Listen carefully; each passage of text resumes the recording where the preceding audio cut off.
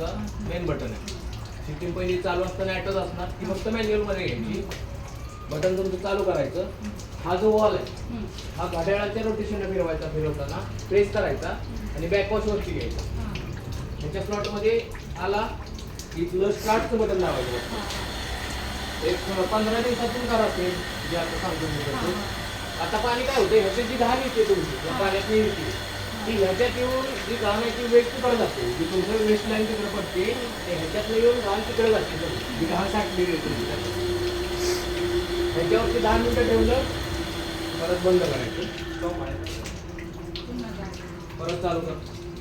Ball फिरवायचा. 3 number वरती घ्यायचा.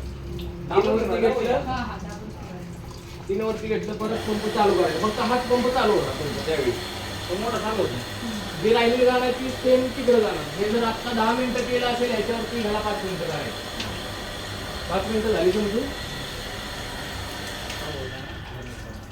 मेल बटन बंद करायचं. सर्व्हिस वरती यायचं म्हणजे फिल्टर वरती. तिथं फिल्टरचं सगळं मेन्यू आहे त्याच्यावर. फिल्टर वरती घेतलं म्हणजे ह्याच्यातलं पाणी फिल्टर होऊन पुढच्या प्रोसेसला येईल. ह्याची हे तर आपण क्लीन केलेलं आहे, ह्याला क्लीन करायचं. ह्याला बॅकवॉश वरती घ्यायचा, बटन चालू करायचं आणि पहिले इथं स्टार्ट बटन आहे. स्टार्ट केलं की ह्याची क्लिनिंग चालू झाली. 10 मिनिटं पाणी बाहेर जाऊ द्यायचं, परत बंद करायची की रिन्स वरती घ्यायचं, चालू करायचं, स्टार्ट बटन दाबायचं. 5 मिनिटं पाणी जाऊ द्यायचं तिकडे.